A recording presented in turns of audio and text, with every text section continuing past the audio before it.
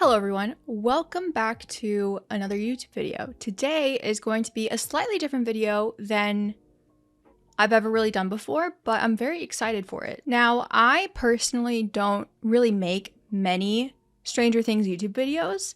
However, I am a very big fan of Stranger Things. And as I'm sure you know, if you're watching this video, Stranger Things Season 5 comes out at the end of this month. And so today, what we're going to do in this video is I am going to share with you guys my very long-winded, extensive timeline of the entire Stranger Things universe. That includes the Netflix show, the Broadway stage play, The First Shadow, and also includes some stuff from the books, which the books aren't necessarily the most canon, but I still include some things just in case. This timeline is going to include dates. I'm gonna have some definitions in here for like some things and some places.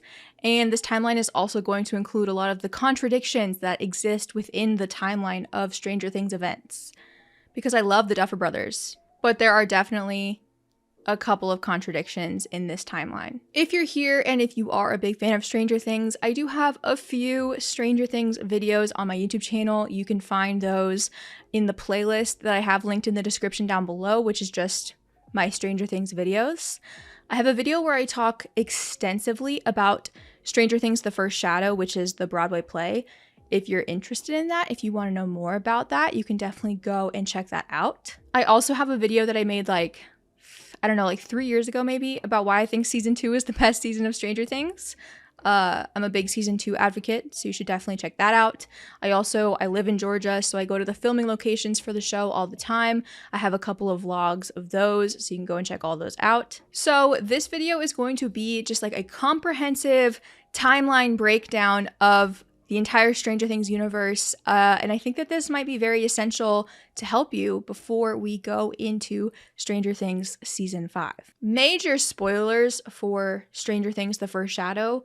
If you don't want any spoilers for the play, do not watch this video, because we're going to be talking about it, and we're going to be talking about things that are revealed in it. So if you don't want to know anything about the play, don't watch this video. But without further ado, let's go ahead and get into this Stranger Things timeline. So, believe it or not, our timeline does start out in the 1940s. The First Shadow starts out in 1943, and it follows a U.S. Navy ship called the USS Eldridge that was involved in secret government experiments known as both Project Rainbow and the Philadelphia experiment. The USS Eldridge carries a crew that included Dr. Brenner's father. In an attempt to use a force shield to turn the ship invisible, the ship is accidentally transported to Dimension X, where the entire crew, except for Dr. Brenner's dad, is killed by strange humanoid creatures, which are our Demogorgons. When Brenner's dad makes it back from Dimension X, he returns incredibly ill. He is unable to accept any blood transfusions in an attempt to make him better, and on his deathbed, he tells Brenner about Dimension X, sparking Brenner's obsession with opening a gate and finding Dimension X himself. Now, real quickly, before we continue on, what is Dimension X? Let's break it down, because Dimension X is not the same thing as the Upside Down. What is Dimension X? Dimension X is a mysterious alternate dimension existing in parallel to the human world. Dimension X has an unclear relationship with the Upside Down, which I think they will probably unpack in Season 5. Dimension X is where we see Eleven send Henry at the end of Season 4, Episode 7, Massacre at Hawkins Lab. Dimension X is very orange and seemingly full of floating rocks, along with floating particles, vines, and creatures crawling all around it. The Upside Down is a completely different looking dimension, where the Upside Down is more blue and dark and is seemingly a perfect physical copy of the human world, just frozen on November 6th, 1983. The Upside Down also happens to be infected with Dimension X's spores, vines, and creatures. We don't know how long Dimension X existed before 1943, and seemingly the Upside Down was created, or at least like paused, I guess, on the day that Eleven opened a gate and made contact with a Demogorgon. That about wraps up what we need to care about and focus on for the 1940s. Now we move into the 1950s. Here we have our very first disclaimer. So in this timeline, a lot of the dates are pretty vague. We kind of just have like the rough year in which a lot of things happened. No offense to the Duffer Brothers. I love them deeply, but I don't know if they're the best at caring about like a character's age and paying attention to dates and stuff. That's like pretty evident to me in the fact that they literally forgot Will's birthday in season 4, right? So some of these years that we're about to get into in the 1950s are going to be some rough estimations.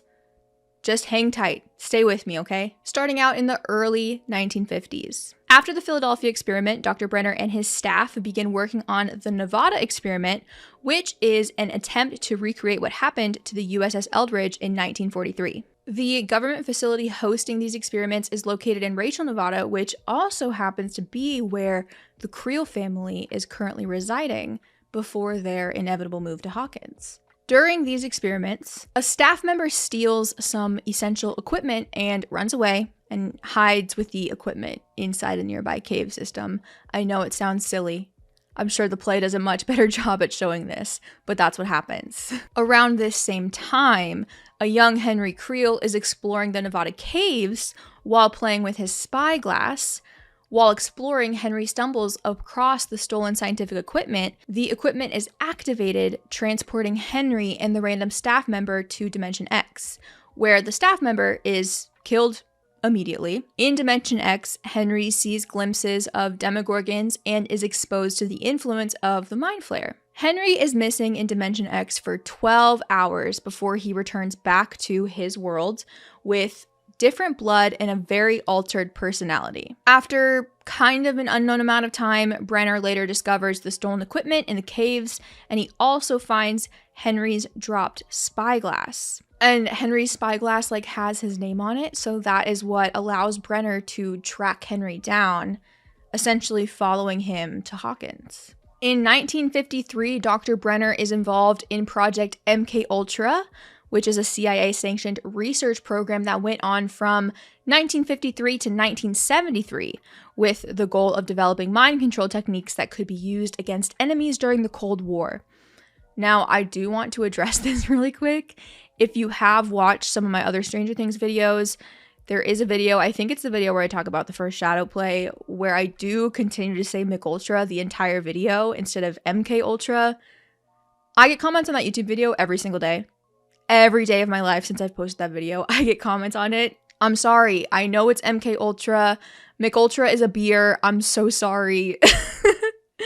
I just had to address that because I've never really had an opportunity to address that on my channel. I know it's MK, I promise, guys. So if you go back and watch those videos, like if you're gonna watch them for the first time, be warned, I say MK. I'm so sorry, okay? Just forgive me. Anyways, back to 1953. One of the test subjects in Project MK includes Terry Ives, Eleven's mom. Experiments begin at Hawkins apparently, and this would put Dr. Brenner in Hawkins at the very least by 1953. Here's where things get a little blurry, and I do delve more into this in my YouTube video about the first Shadow play. I talk about the inconsistencies and timelines between what the show tells us, what the play tells us, and all that jazz. So if you really, really, really want me to deep dive into it, I do recommend watching my video about the first Shadow. But in our timeline, we're now anywhere between 1957 and 1959. At some time between 1957 and 1959, the Creels moved to Hawkins, Indiana. In the show, Henry Creel is 12 in 1959 when the murders happen, when he kills his family. However, in the first Shadow, Henry is 14 at the time of the murders and a freshman in high school. So that's already an inconsistency in the stories. And like I said, I dive deeper into this in my other video, but to me, what I've always assumed, what I personally have always kind of headcanoned, and what helps this timeline make the most sense to me, is that the Creels moved to Hawkins in 1957. And maybe we can assume that Henry is 12 when they moved to Hawkins in 1957. Because then that would allow Henry to be 14 in 1959 when the murders happen. Does this counteract what Victor Creel says in his speech, Nancy and Robin?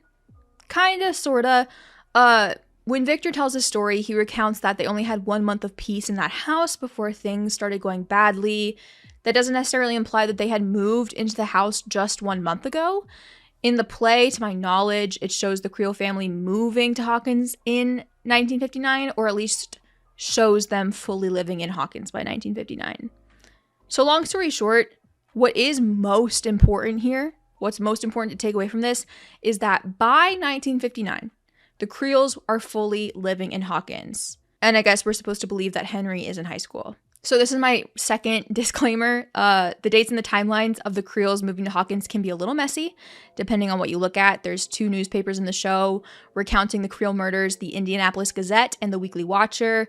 The Weekly Watcher states Henry was 12 when he killed his family, but the play says Henry's 14. Like I said, my headcanon is that the Creels moved to Hawkins in 1957 when Henry's 12, and then the murders happened in 1959 when Henry's 14. The newspapers also aren't really the most reliable resources, considering in Stranger Things season 4 there are other continuity errors with like the prop department, or even just like in post-production, like they forgot Will's birthday, or Eddie's missing poster says that he's 17 when we know he's like a 3rd-year senior, so that's like impossible. So reading the newspapers isn't the most reliable thing, truthfully, but if they're not going to give us a consistent and like airtight timeline, that kind of forces us to look at newspapers for information. So what are you going to do? Anyways, back to the timeline. 1959, pre-murders. So the Creel family is still alive. In the play, Henry Creel joins Hawkins High School, where he meets Patty Newby, daughter of the principal. Henry and Patty form a close bond, and Henry reveals his powers to Patty. Patty encourages Henry that he can use his powers for good. Henry creates a vision for Patty. A whole bunch of play stuff happens. They form a romantic bond, and they start hanging out like every day after school. At this time, Henry is kind of overcome by the influence of a shadowy presence, aka the Mind Flayer. His mind enters what he calls the battlefield, which we, the show audience, know as the Void. This is where he proceeds to kill several animals, including Claudia Henderson's cat. So Claudia Henderson just stays losing her cats to things related to the Upside Down. That's really sad. Still pre-murders, Henry almost kills Mr. Newby, leaving him blinded and seriously injured. Upon hearing this news, Virginia, Henry's mom, decides to send Henry to Dr. Brenner. Brenner takes Henry to Hawkins National Lab, where the two talk about the past. In the play, this is where it's revealed that Dr. Brenner's dad survived Dimension X, and Henry went to Dimension X himself. Henry goes into a sensory deprivation chamber and shows Brenner a Demogorgon through the Void. Brenner tries to force Henry to kill a prisoner, telling Henry that killing animals and humans will give him more power. Henry refuses, injures 2 guards, and demands to go home. Brenner realizes that Henry refuses to kill anyone because he loves someone, which is Patty Newby, and Brenner vows to find her and kill her. Another small disclaimer, in the 2 different news articles, we get some contrasting information. This is from the show. The Indianapolis Gazette states that the Creels had lived in the home for 2 years at the time of the murders. However, no dialogue or scenes from the show reiterate this, but I wanted to add this in here because it kind of supports my personal headcanon that they moved in 57 and the murders happened in 59. The Indianapolis Gazette appears to have been released on Thursday, March 19th, and they describe the Creel massacre as occurring on Saturday night, which would have been March 14th, 1959. I don't know if those dates are fully correct. I just wanted to share that information with you if you are curious, but we're kind of just call the day of the murders the day of the murders. So do with that what you will. So still in 1959, now we're on the day of the murders, Henry returns home, but he can tell his family's not happy about his return. Henry uses his powers to read his mother's mind and sees that she wants to send him back to Dr. Brenner. Henry then allows the Mind Flayer, and I have that written in quotes because I haven't seen the play personally myself. I maybe should have mentioned that. I mentioned that in my other video. I haven't seen the play personally myself, but I have done an extensive amount of research on the play, and one question that I feel like continues to exist in my mind, both when it comes to the play and the show, is who is in charge, Henry or the Mind Flayer? I go back and forth. I do kind of feel like the Mind Flayer is in charge of Henry in the play. I don't know if that'll be the case, though, for season 5. So I put allows the Mind Flayer in quotes because of that.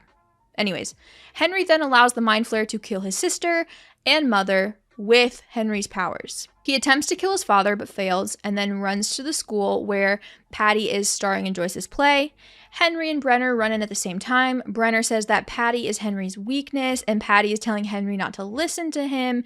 In the midst of all the yelling, the Mind Flayer takes control of Henry, and he throws Patty off the stage. Henry thinks he's killed Patty, so Brenner then takes Henry to Hawkins National Lab. Now, like I said, according to the newspaper articles, Henry Creel kills Virginia Creel and Alice Creel on March 14th, 1959, and the murders are pinned on Victor Creel. So, again, we have another disclaimer. What happens in the play really contradicts Victor's retelling of the story. In the show, when Victor's talking to Nancy and Robin, he says that he woke up out of this trance and he turns around and he sees Henry and Alice on the floor.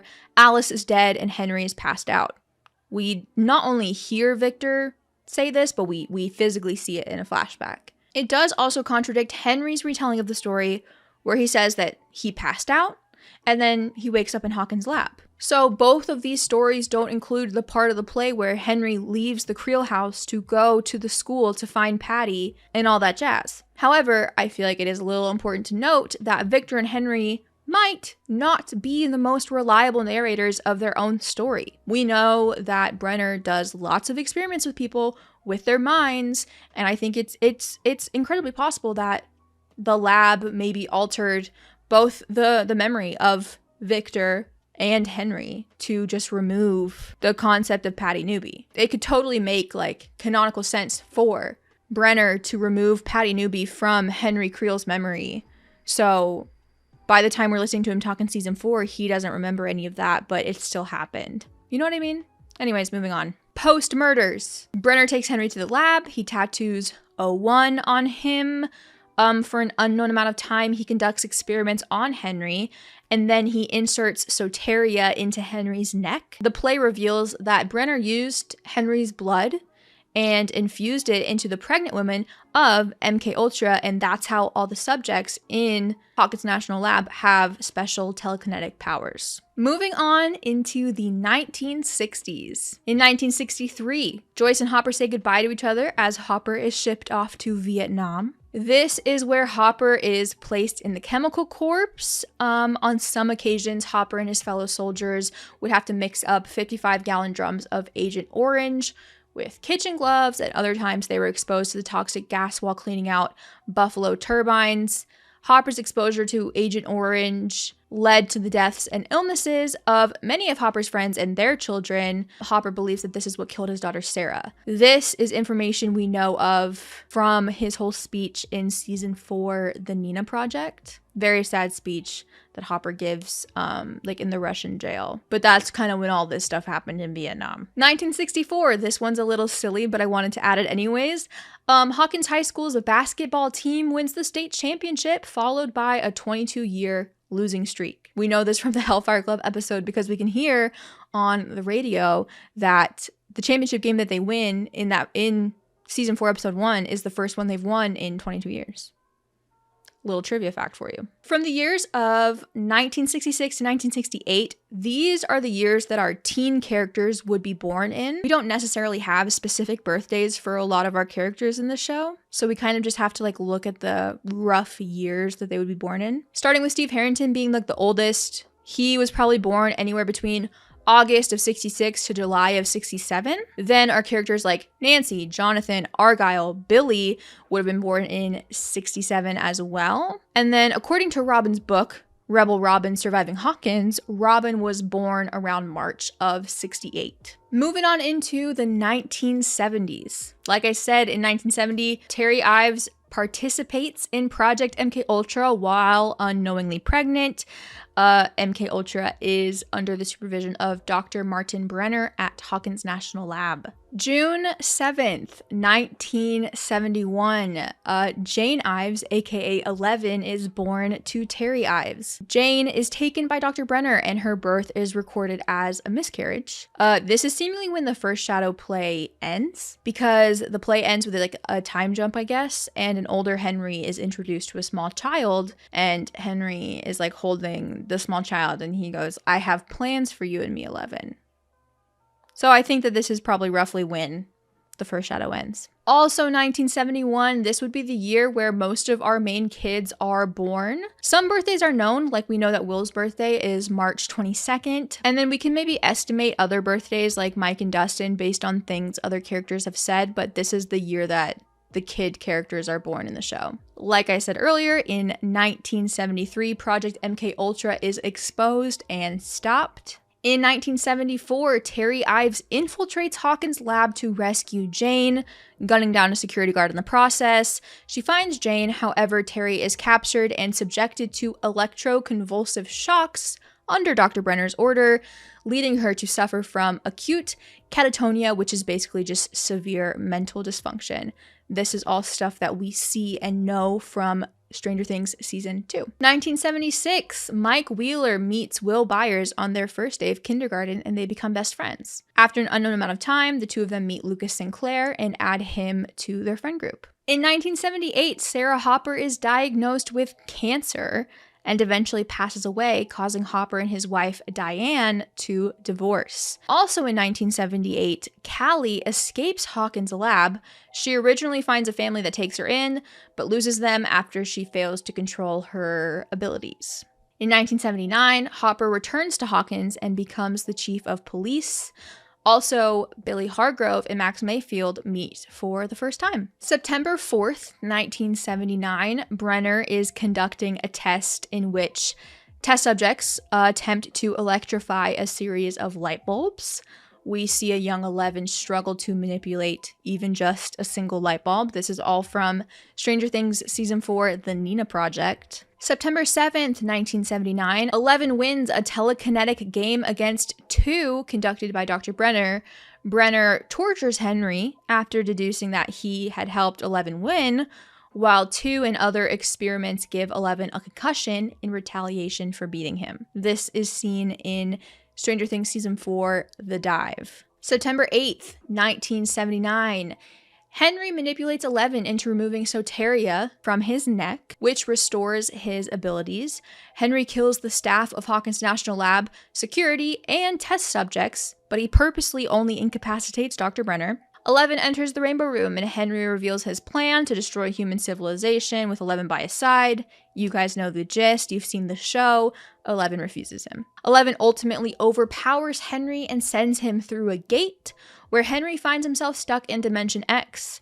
In Dimension X, Henry finds a mass of living particles and uses his powers to reconstruct them into a form that pleases him, which is the current form of the Mind Flayer. All of this is information we know from both Hellfire Club and the Massacre at Hawkins Lab from Season 4. Now we move into the 1980s, but specifically kind of before where Season 1 starts of the show. In 1980, the Henderson family moves to Hawkins, where Dustin Henderson begins 4th grade and befriends Mike Wheeler, Lucas Sinclair, and Will Byers. Also in 1980, Holly Wheeler is born. Shout out to Holly. 1982, Joyce and Lonnie get a divorce, and Lonnie moves to Indianapolis. On that day, Will and Jonathan build Castle Byers for Will based on blueprints that he made himself. Now we're going to move into specifically the year of 1983, which, as we all know, is the year that Season 1 takes place in. Now that we are really within the seasons of the show, we have much more specific dates for the timeline. It's not just like broad years anymore. So we've got November 6th, 1983, which, as you all know,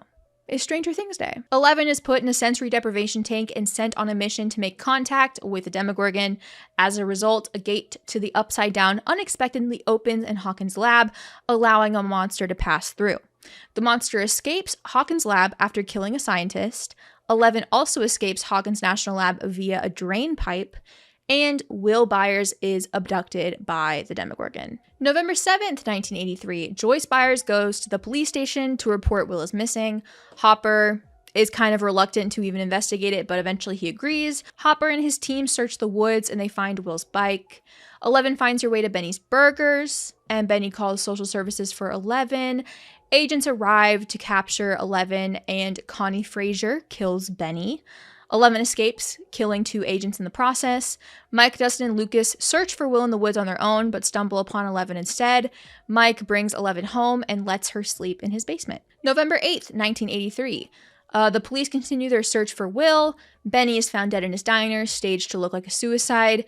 Mike stays home from school with 11. She recognizes Will in a photo and shows her telekinetic abilities to Dustin, Mike, and Lucas.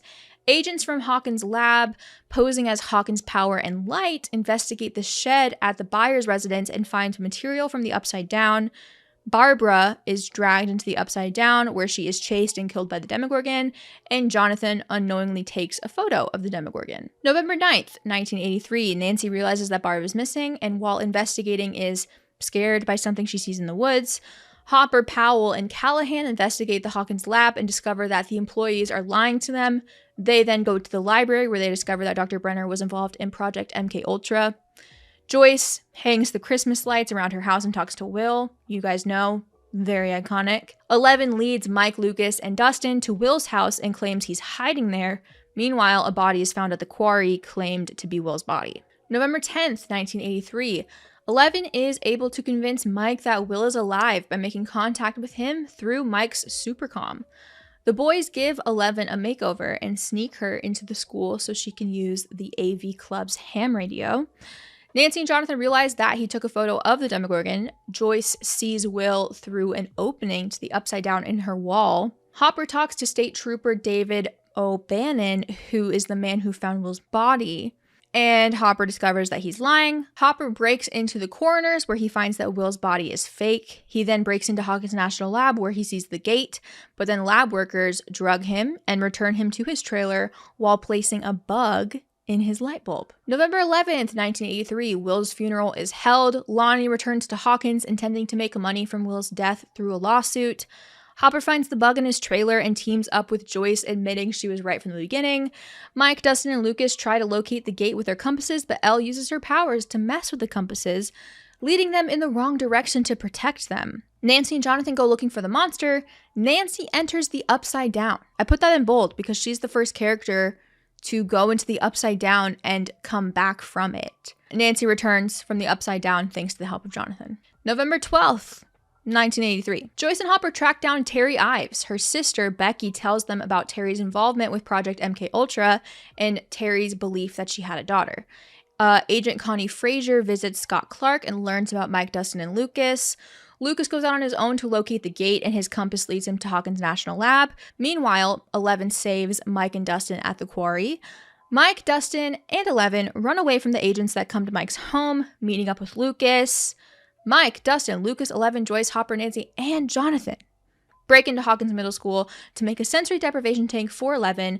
She finds Barbara dead and Will weakened in the Upside Down. Now, I don't have this written down in my timeline right now because I made this timeline I've had this timeline actually for over 2 years at this point. I just add to it all the time.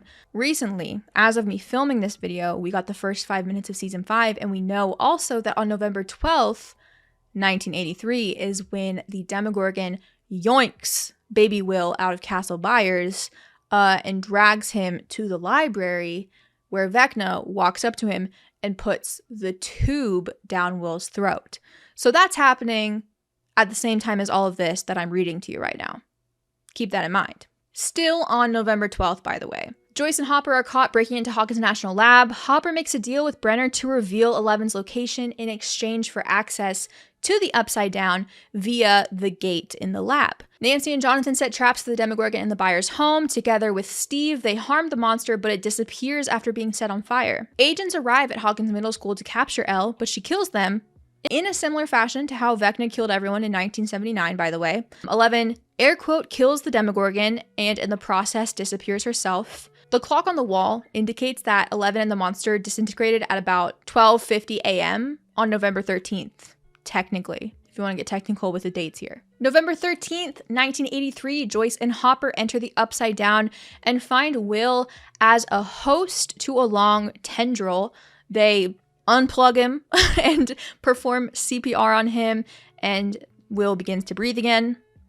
So this is only a couple hours after Vecna plugged him in, you know what I mean? Will is brought to Hawkins General Hospital, where he is woken later in the night by his friends visiting him. After defeating the Demogorgon, 11 wakes up in the upside-down version of Hawkins Middle School. She finds her way out via a temporary portal from the Demogorgon. Mike begins his attempts to contact 11 via his radio, which would be day 1 of 352. All this information comes from both the finale of season 1 and also the second episode of season 2. Now we go to December 24th, 1983. Happy Christmas Eve, everybody. Mike, Will, Dustin, and Lucas play D&D in Mike's basement. Nancy and Steve give Jonathan a new camera for Christmas. How sweet. Hopper places Eggo waffles in a box in the woods, which Elle later discovers, and Will coughs up a slug-like creature and momentarily phases into the Upside Down. Now, sometime between 1983 and 1984, a couple of things happen that aren't necessarily seen or fully explained in the show, but we kind of just know and assume that they happen. So while hiding in the woods after defeating the Demogorgon, Elle encounters a hunter that she knocks unconscious and steals his coat and hat for warmth. Hopper leaves food for 11 in the woods and she reveals herself. Hopper brings 11 to his grandfather's cabin. Sam Owens at some point becomes the new director of operations at Hawkins Lab. Will begins to have appointments at Hawkins Lab to monitor any lasting effects of his time in the Upside Down. Under Hawkins Lab, a secondary entrance to the gate is formed, a series of interconnected tunnels serving as an extension of sorts to the Upside Down also begins to form below Hawkins. The lab begins regular burns on the gate's original entrance in an attempt to stall the Upside Down's spread. At some point, 11 moves into the cabin with Hopper, and they decorate the new house to develop their father-daughter relationship. The lab begins burns on the gate's original entrance, thinking they're stalling/preventing the spread of the Upside Down, like you kind of already said. At some point in this time as well, Mr. and Mrs. Holland hire Murray Bauman to investigate Barbara's disappearance. Joyce begins dating Bob Newby at some point. And Billy and Max move to Hawkins, Indiana. That, of course, leads us into 1984, which is going to be season 2 of the show. Now, even though I just introduced this as being season 2, we actually start out with information that we get in season 3 of the show. On June 28th, 1984, the Russians attempt to open a gate to the Upside Down, similar to the Mother Gate, with their own machine in Russia. They fail. And Dr. Alexei is given 1 year to successfully open another gate. We'll revisit this storyline when we get to 1985. A couple months later, October 28th, 1984, Callie and her gang kill Dr. John Pericles in Pittsburgh and escape a police chase. At the same time, Dustin, Mike, Lucas, and Will meet up at the Palace Arcade, and Will has his first vision, at least of the season, of the Upside Down outside of the Palace Arcade, where he can see a storm brewing in the Upside Down. October 30th, 1984, Max and Billy arrive at Hawkins Middle and Hawkins High for their first day of school. Eugene Merrill complains about the crops on his farm decaying, and Hopper goes to investigate. Mike tries to contact 11 for the 352nd day in a row, and Will has his second vision of the Upside Down, this time in his home, and this time he sees the Mind Flayer for the very first time. Now, a pause in the timeline while we go into another definition, I guess, if you will. It's not really a definition. We're just going to kind of unpack what is the Mind Flayer. The Mind Flayer can also go by the names of Shadow Monster, the Particles, or just the Shadow. He's got many names. The Mind Flayer takes form in a distinctive spider-like appearance. The Mind Flayer exercises control over the Upside Down via a psychic link with creatures like Demogorgons, Vines, and Demobats to form a shared hive mind.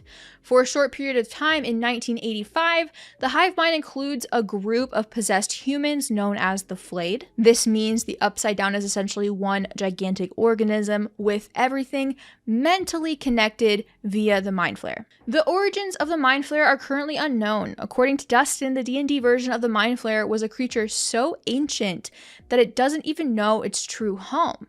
However, it seems the Mind Flayer might have originated from Dimension X, the dimension where it is first spotted. A brief history on the Mind Flayer within Stranger Things, by the way. The Mind Flayer's first known encounter with humanity occurred in the 1950s when Henry Creel was accidentally transported to Dimension X and exposed to the Mind Flayer's influence.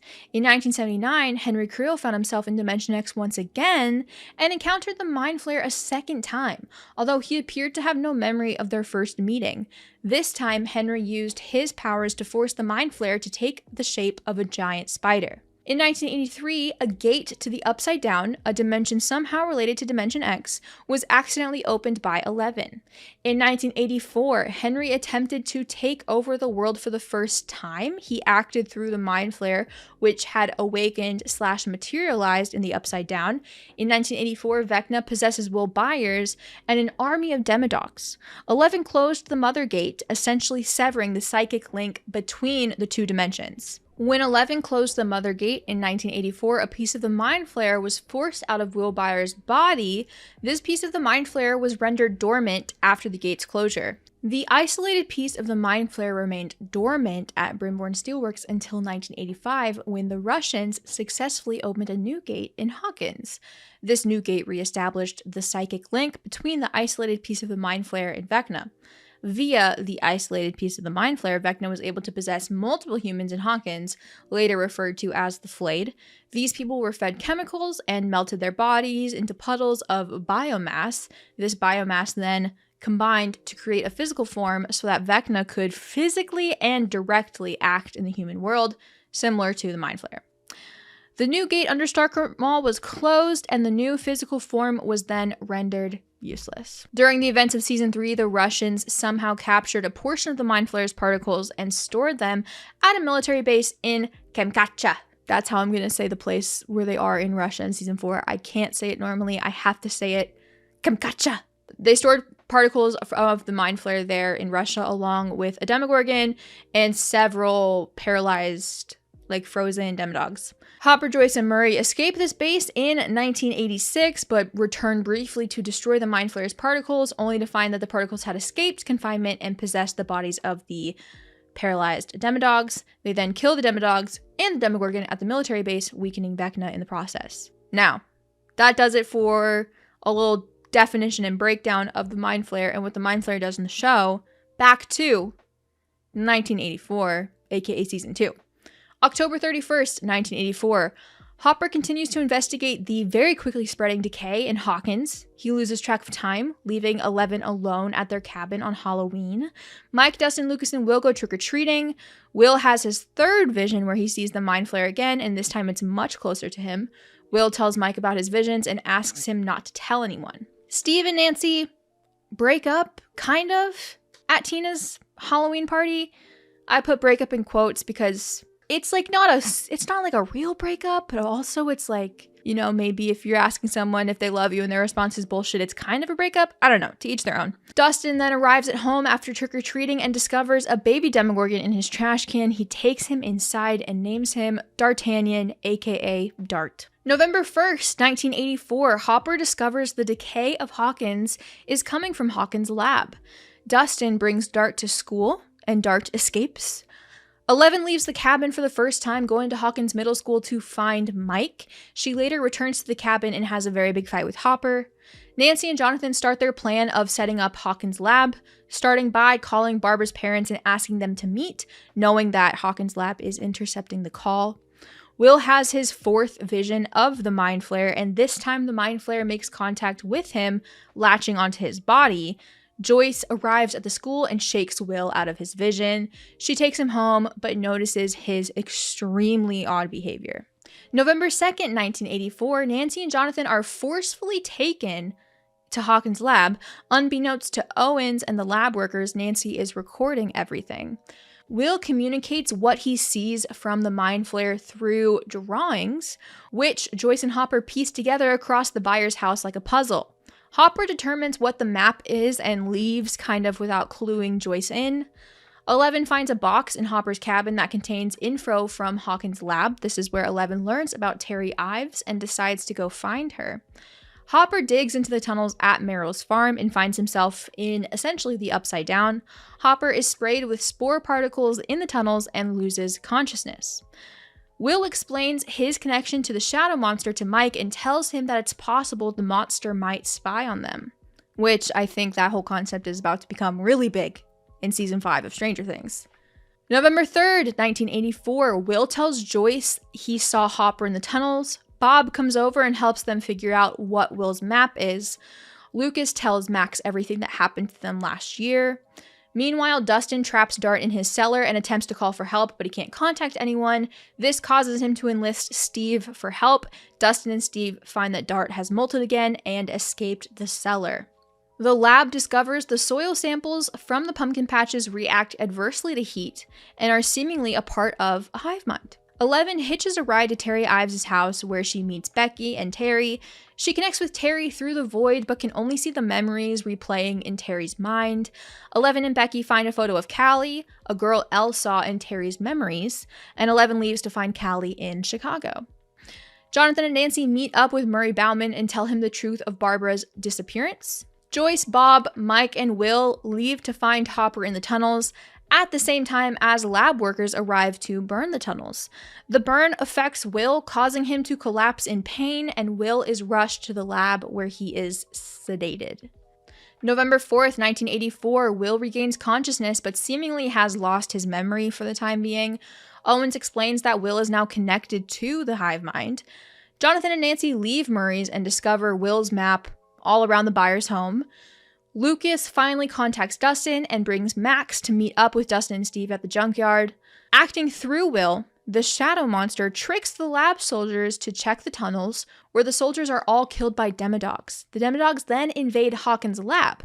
Joyce drugs Will to make him unconscious, and everyone shelters in the security surveillance room as the lab loses power and the demodogs are loose. Billy sets out to find Max. Meanwhile, Steve, Max, Dustin, Lucas, Nancy, and Jonathan all meet up at the lab, and they realize everyone else is trapped inside the lab. Meanwhile, while all of this is happening, 11 trains with Callie in Chicago.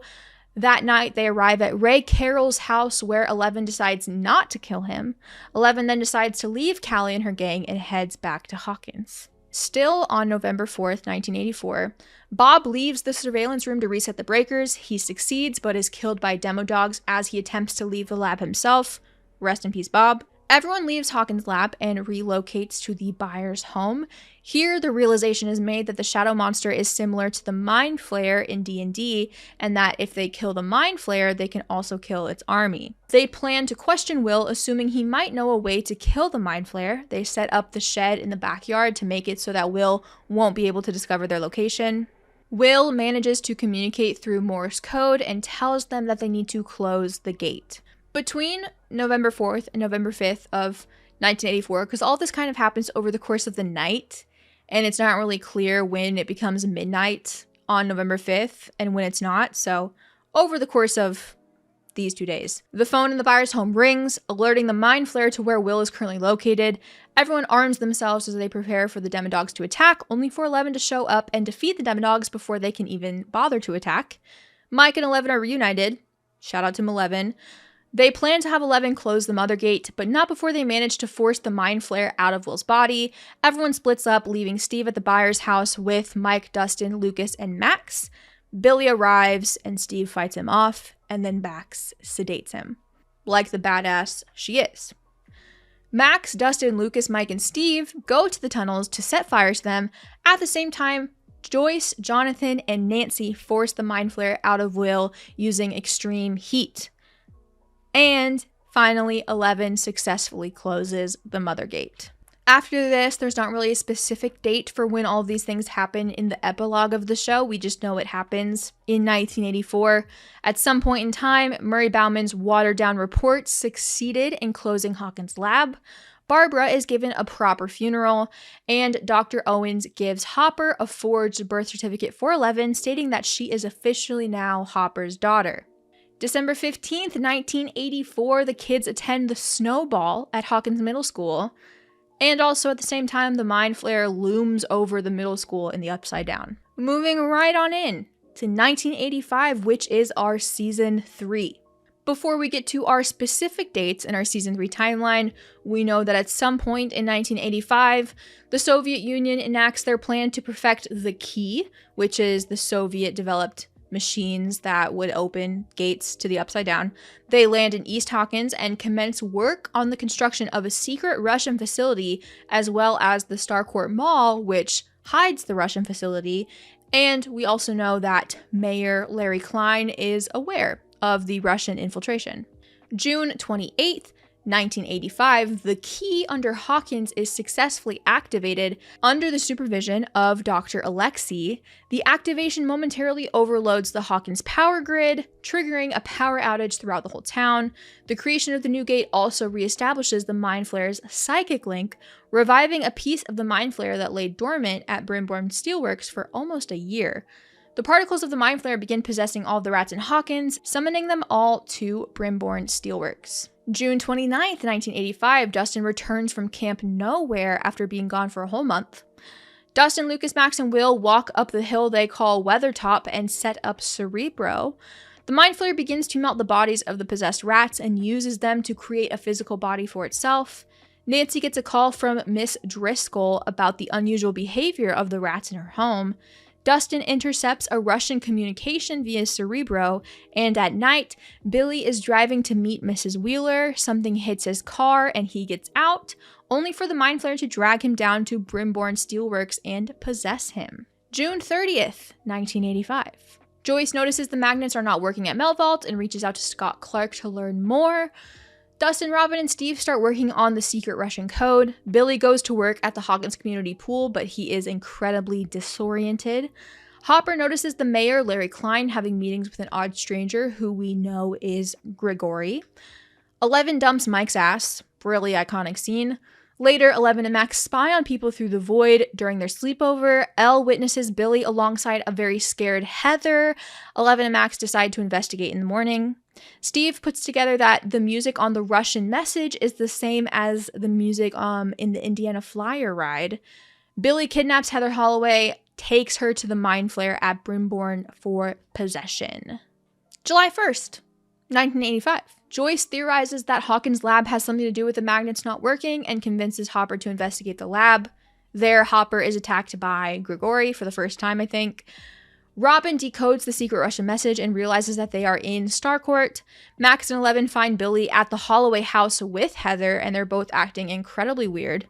Heather and Billy drug Tom and Janet Holloway, her parents, and take them to the Mind Flayer. Mrs. Driscoll is found eating fertilizer and is rushed to Hawkins Hospital. July 2nd, 1985, Joyce and Hopper go to the town hall and confront Larry Klein. Hopper learns the hitman is Grigory and that the Russians had acquired Starcourt Mall and several farms near the Hawkins power plant. Will reveals to the group that he's been feeling the Mind Flayer's presence. They assume Billy is the new host of the Mind Flayer, and they would assume correctly. Robin, Dustin, and Steve recruit Erica to help them figure out what the Russians are up to. They all get stuck in a giant elevator and plummet down into the Earth's core pretty much. Mike, 11, Max, and Lucas and Will perform the sauna test on Billy to see if he is possessed by the Mind Flayer. Billy escapes back to Brimborn Steelworks. Mrs. Driscoll is affected while the sauna test is happening, showing the hive mind of the flayed. July 3rd, 1985, Hopper and Joyce find Alexei working in the basement of the Hess farmhouse. They take Alexei hostage and flee to Illinois, where they find Murray Bauman. Nancy and Jonathan meet up with the kids, minus Dustin, of course, in the Wheeler basement. The group presumes that there are many more flayed humans in Hawkins. The group goes to the Holloway house and then to Driscoll at the hospital to hopefully learn more about the source of the flayed. At the hospital, they're attacked by Tom and Bruce, who are also possessed by the Mind Flayer. Scoop's troops makes it down to the Russian headquarters and witness the scientists trying to open the gate to the Upside Down. Jonathan and Nancy kill Tom and Bruce, but their bodies melt and form one big monster. The monster almost kills Nancy, but is stopped by 11. The remainder of the monster escapes back to Brimborn Steelworks through the sewers. July 4th, 1985. Happy 4th of July, everybody. Grigory works with Larry Klein, telling him to lure Hopper and Joyce to the fun fair. Alexei reveals that the Russians are trying to open the gate. Hopper requests the FBI inform Dr. Sam Owens about the Russians' plan and requests backup. Robin and Steve are taken as prisoners by the Russians and are interrogated. Nancy, Jonathan, and the kids go to Hopper's cabin. 11 goes into the void and encounters Billy, who, under the Mind Flayer's influence, reveals his plans to conquer Hawkins and basically the whole world. The Mind Flayer grows larger by absorbing dozens of flayed citizens and bursts out of Brimborn Steelworks to confront 11. At Hopper's cabin, everyone arms themselves to fight the Mind Flayer. 11 is injured and the group leaves to take refuge at Bradley's Big Buy. Still July 4th, by the way. A lot of season 3 takes place on July 4th. Dustin and Erica save Robin and Steve. They make it back to Starcourt Mall, but they have to hide from the Russians in the food court. At Bradley's Big Buy, 11 tends to her wounds while the boys stock up on fireworks. Dustin attempts to contact the group via a walkie-talkie, but he has low battery, so the group heads to the mall. Alexi is shot and killed by Grigori at the fun fair. Rest in peace, Alexi. Joyce, Hopper, and Murray manage to escape and head to the mall as well. The groups reunite at the mall, and 11 collapses because of the injury in her leg. She uses her powers to take out a piece of the Mind Flayer, resulting in her being too weakened to evoke her powers anymore. At the same time, Hopper, Joyce, and Murray all arrive at the mall as well. Hopper, Joyce, and Murray make their way down into the Russian headquarters. Steve, Robin, Erica, and Dustin go out to Cerebro so that they can guide the adults through the Russian tunnels. The Mind Flayer arrives at the mall, breaking through the roof. Billy also corners them at the mall, managing to knock out Mike and Max and take 11 to the Mind Flayer. The rest of the kids distract the Mind Flayer by throwing fireworks at it. Susie provides Planck's constant so that Hopper and Joyce can retrieve the key. Elle breaks through to Billy and frees him from the Mind Flayer's control. Billy defends 11 from the monster and dies in the process. Rest in peace, Billy. Hopper and Joyce go to close the key. Grigori and Hopper fight on the platform. Grigori dies, but Joyce is forced to close the gate with Hopper out there, thinking that the shockwave from the machine kills him. However, we know that Hopper survives by jumping off the platform and is later retrieved and captured by the Soviets. That is actually information we get from the second episode of season 4. Dr. Owens and the US military arrive at Starcourt and take over the Russian base, and 11 learns that Hopper has died. July 5th, 1985, Larry Klein is arrested and removed as mayor of Hawkins. The Cutting Edge releases a commercial for an investigative report that covers all the strange events that have happened in Hawkins in the past 2 years. 11 begins living with the Byers family, and Hopper is tortured by Soviet officers in an unknown location, and they decide to force him into servitude at the Kamchatka labor camp in Russia. All of the Hopper stuff that's happening right now, technically, in 1985, is information that we get from season 4. Now, we have a little bit of 1985 information that doesn't come from the show. It technically comes from Lucas's book, Lucas on the Line. So take this with a grain of salt. This is just to kind of help us connect little plots and stuff. According to Lucas's book, August 26, 1985, Lucas, Mike, Dustin, Max, and maybe Will and 11, I don't know. I don't think too hard about it, because if I do, it's bad. I don't know if Will and 11 start school in the same year and then eventually just transfer to Lenora High School when they leave. But we do know that Lucas, Mike, Dustin, and Max start their first day of high school on this day. And then on September 3rd, 1985, according to Lucas's book, Dustin and Mike meet Eddie at the cafeteria and join Hellfire. Back in the context of the show, at some point in October of 1985, Steve and Robin get new jobs at Family Video. 11 still does not have her powers back. The Byers have planned their move to California and are packing up their house. 11 reads Hopper's emotional heart-to-heart speech. Meanwhile, in the Kamchatka prison, the Russians feed a prisoner to an adult Demogorgon. Also, according to Lucas's book, November 28th, 1985, Lucas and Max officially break up. If you guys don't know this about me, Lucas and Max are my favorite couple in the entire show, so I cannot wait for them to get back together. Then we have the jump that is between season 3 and season 4, which is any point in time between October 1985 to March of 1986. Between this time, these are the things that we know happen. Dr. Owens assists in relocating the Byers family and 11 to California. 11 now officially goes by Jane Hopper. Owens and Brenner begin working on the Nina project after learning 11 had lost her powers. Joyce begins working as a telemarketer, selling Britannica books. Elle, Will, and Jonathan start attending Lenora Hills High School. Lucas, Mike, and Dustin join Hellfire Club at their high school. Lucas also makes it onto the basketball team. Neil abandoned Susan and Max after Billy's death, causing the Mayfields to lose their home and move into Forest Hills Trailer Park. Max suffers from depression, breaks up with Lucas, and begins seeing the school's guidance counselor, Miss Kelly. Nancy becomes editor of the Hawkins High newspaper, The Weekly Streak. She also received an early acceptance letter from Emerson College. And that, ladies and gentlemen, is going to lead us into the year of 1986, which is season 4. In March of 1986, we have 3 dates that kind of break down different things. March 16th, Chrissy Cunningham begins to suffer from headaches, nosebleeds, and nightmares. She shares her experiences with Miss Kelly. March 17th, Fred Benson begins to suffer from headaches, nosebleeds, and nightmares of the car wreck he was involved in. He shares his experiences with Miss Kelly. March 18th, Max begins to suffer from headaches, nosebleeds, and nightmares about Billy's death. She has counseling sessions with Miss Kelly, but doesn't open up to her. March 21st, 1986. Joyce receives a package with Russian postage on it containing a porcelain doll. The doll contains a letter that claims Hopper is still alive. Lucas scores the final point in the basketball game, leading Hawkins High to its first basketball championship in over 22 years. Eddie Munson puts on his Cult of Vecna campaign for the Hellfire Club, where Erica is a sub for Lucas. After the game, Eddie drives Chrissy to his trailer to give her better drugs. At Eddie's trailer, Chrissy is targeted by Vecna and the first Murdergate ritual takes place. Horrified and traumatized, Eddie flees from his trailer, leaving Chrissy's body. Poor Eddie. Also, rest in peace, Chrissy. March 22nd, 1986. Murray arrives in Lenora to help Joyce evaluate the mysterious Russian doll. They get in contact with the Russian prison guard Dmitri, who goes by the code name of Enzo. He tells them to go to Alaska to meet his contact, Yuri. Mike also arrives in Lenora and goes to Rinkomania with Eleven and Will.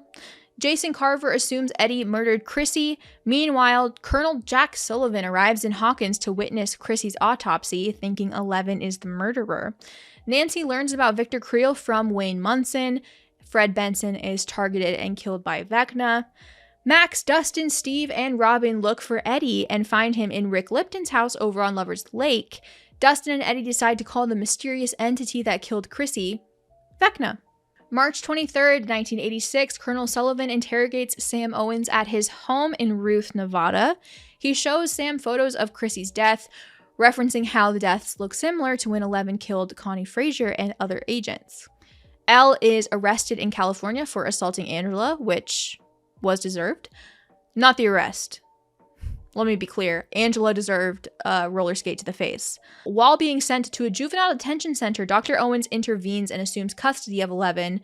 Sam informs 11 of what's happening in Hawkins, and Elle agrees to join Sam at the Nina Project facility. At the same time, Joyce and Murray arrive in Alaska. Hopper bribes a fellow prisoner to break his ankle chains. Still on March 23rd, 1986, Nancy learns about Vecna from Max, Dustin, Steve, and Robin.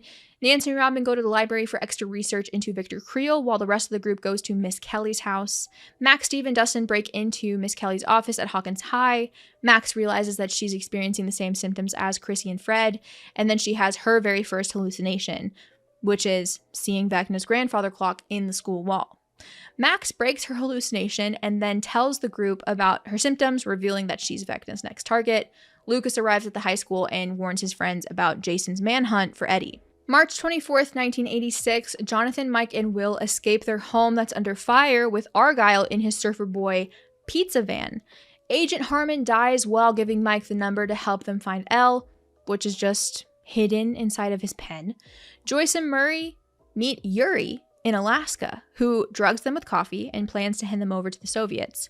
Hopper escapes his prison camp and flees to a church, but is quickly recaptured. Nancy and Robin go to Penhurst Mental Hospital to interview Victor Creel. They escape the premises while being chased, and Robin realizes that Victor escaped his Vecna attack due to the influence of music. Also on March 24th, Max visits Billy's grave and reads him a heartfelt letter. Vecna sends her into another hallucination where she runs away and accidentally enters the expanses of Vecna's mind, or as I like to call it, Vecna's mindscape. Vecna attacks her, causing her to float in real life. Dustin, Lucas, and Steve are able to play Max's favorite song on her Walkman, opening a mental window to reality in Vecna's mindscape. Max escapes and is awoken from her trance and returned to reality. Meanwhile, 11 and Dr. Brenner arrive at the Nina Project facility where 11 learns that Brenner is alive. March 25th, 1986. 11 is forced to hallucinate in her own repressed memories in the Nina isolation tank.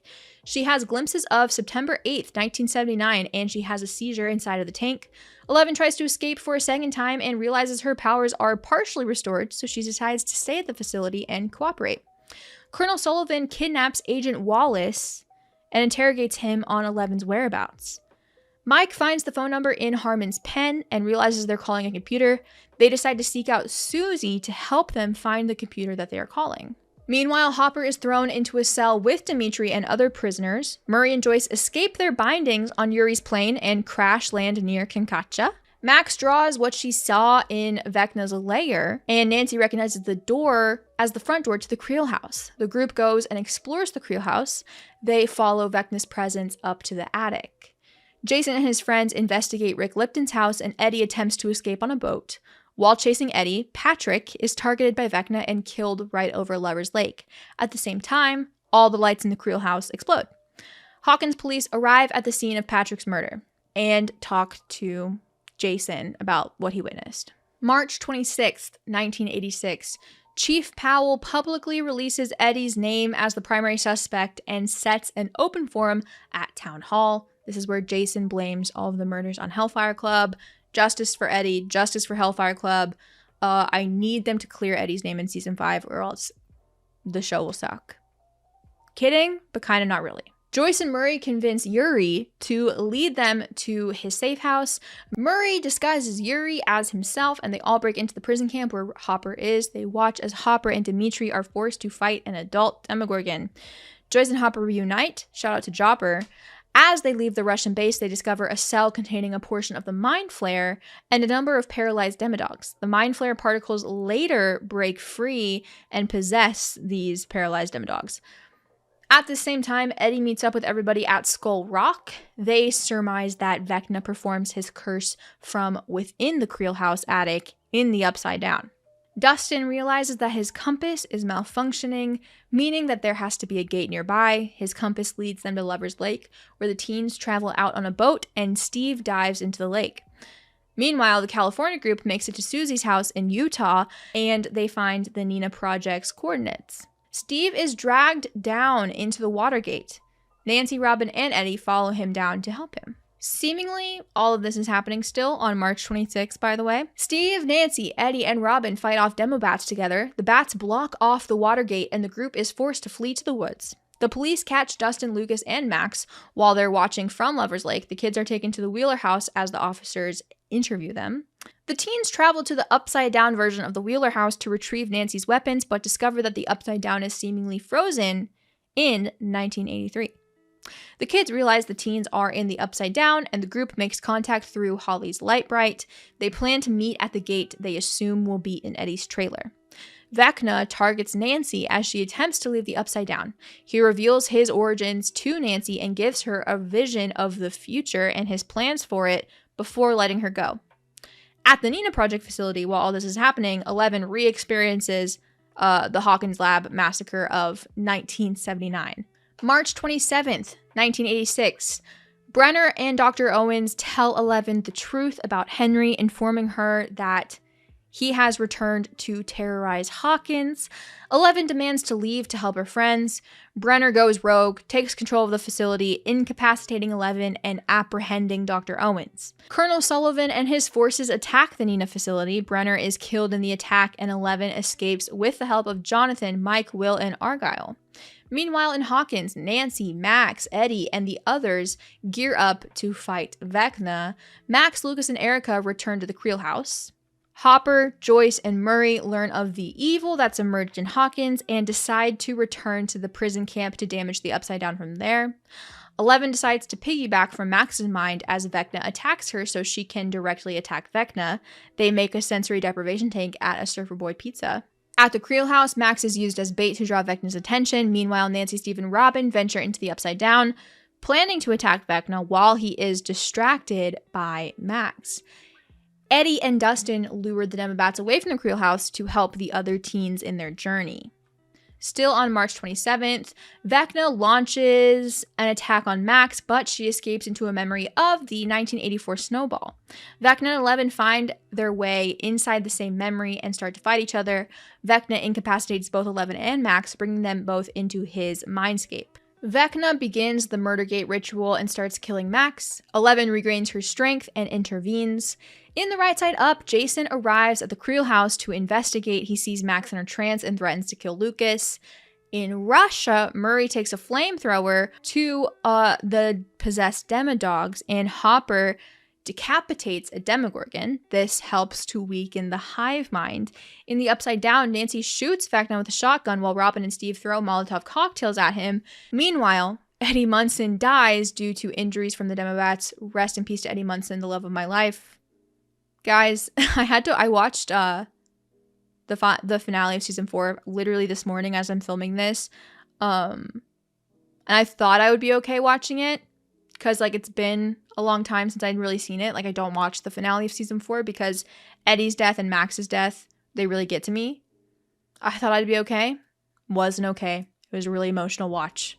Anyways though, weakened by 11, the trio's attack, and the attacks in Russia, Vecna is sent flying through the Creel house window in the Upside Down. Despite Vecna's failed attempt, Max succumbs to her injuries and her heart stops. This allows a fourth gate to be opened. Jason dies due to the gate opening in the attic, splitting him in half. 11 uses her powers to restart Max's heart, but Max remains in a coma. All the murder gates converge at the Hawkins Library in the middle of Town Square. March 28th, 1986, the murder gates are reported as a 7.4 magnitude earthquake. Ronald Reagan declares Hawkins as a federal disaster area.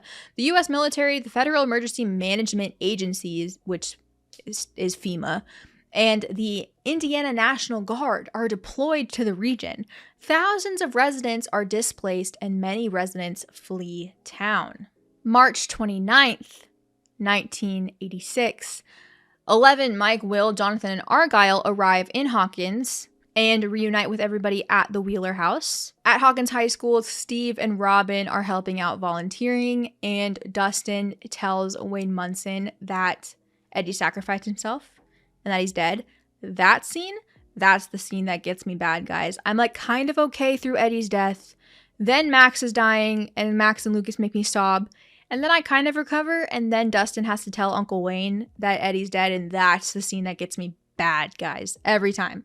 The California crew and Nancy go to repair Hopper's cabin. At the cabin, Elle tries to find Max's consciousness through the void, but she can't. And Will also tells Mike that he can sense that Vecna is still alive. While everyone is repairing Hopper's cabin, Hopper and Joyce arrive from Russia and reunite with the kids and their friends. Then, a bunch of smoke and spores from the Upside Down emerge from the 4 gates. They all go to a hilltop, and 11 watches as Hawkins basically looks like it's burning. And that's how season 4 ends. And that's where our timeline ends, ladies and gentlemen. Now, I might add on to this timeline when season 5 comes out. But I wanted to make a timeline leading up to the events of season 5 so that we as a collective can kind of have a cohesive idea of everything that's happened in the Stranger Things world thus far. It's all pretty straightforward, outside of some stuff that the play kind of makes confusing, but other than that, everything's pretty straightforward. I hope you guys enjoyed this video. I've had a lot of fun making this timeline like throughout the past year, pretty much. So I hope you guys enjoyed it as well. This was definitely like a different type of video for me to make, but I had a lot of fun doing it. Like I said, I don't necessarily make a lot of Stranger Things YouTube videos, but Stranger Things is like one of my favorite fandoms.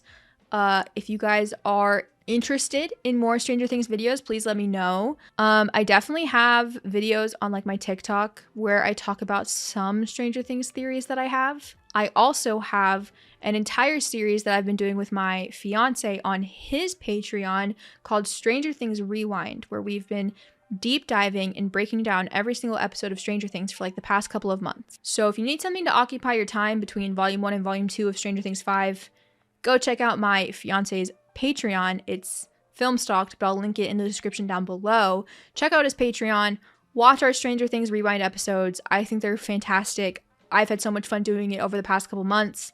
You definitely don't want to miss out on any of that. Also, if you're new here, if you maybe came from Chris's YouTube videos, hi, you should subscribe, because I also plan to react to Stranger Things Season 5 as it comes out. I do a lot of reactions on my YouTube channel, so Stranger Things is definitely getting a reaction video. And then my full reactions are always on my Patreon. Like I said, I also have a couple of other Stranger Things videos that you can go and check out. My Stranger Things playlist is, like I said, linked in the description down below. But I think that does it for all the things that I need to plug at the end of this video. Let me know if you guys enjoyed this. Let me know what you think of the timeline.